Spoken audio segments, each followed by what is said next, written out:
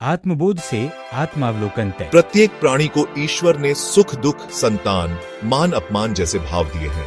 यदि हम गहराई से आत्मावलोकन कर लें तो शायद न गीता की आवश्यकता रहे न रामायण की। जिस क्षण हम समझ लें कि मैं इस संसार में क्यों हूं और मेरा वास्तविक दायित्व क्या है, हमारी अधिकांश समस्याएं विलीन हो जाएंगी।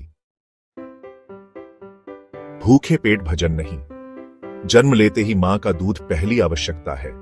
यह सिद्ध करता है कि शारीरिक आवश्यकताएं आध्यात्मिक पथ की पूर्व शर्त हैं। हम जिस कुल, वंश या समाज में जन्मे, जैसे खंडेलवाल, माहेश्वरी, अग्रवाल, जैन, उसकी परंपराओं, मूल्यों और कुलदेवी देवता के प्रति दायित्व हमारी पहचान का आधार है। भारतीय संस्कृति में श्राद्ध जैसी व्यवस्थाएं इसी सामाजिक सुख का सूत्र हैं। प्रकृति के निकट रहे, अनप्रोसेस्ड भोजन चुने, शरीर की आवाज सुने, जब भूख लगे तभी खाएं, लालसा से नहीं। यहां तक कि एक डॉक्टर भी जीवन भर यह निर्णय नहीं ले पाता। सच तो यह है, भोजन में संयम ही स्वास्थ्य का मंत्र है। यह निर्धारण कि क्या कहें, क्या सुने और क्या सीखें, आज का युवा इसी भ्रम में है। स्वार्थ भाव से नहीं, निस्वार्थ भाव से ईश्वर स्मरण करें। जब भी समय मिले उसका नाम ले, यही सच्ची साधना है।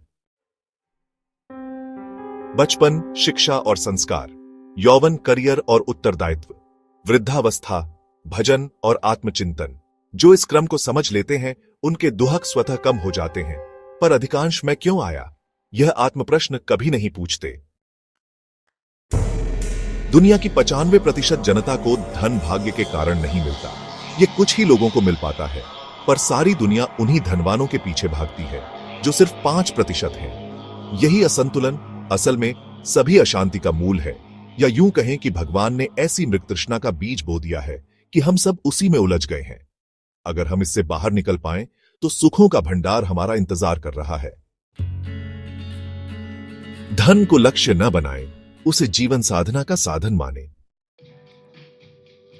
जब आप अपना उद्देश्य परिवार सेवा, समाज योगदान और आत्म विकास में पहचानेंगे तो सुख अपने आप ही आपके जीवन में आएगा।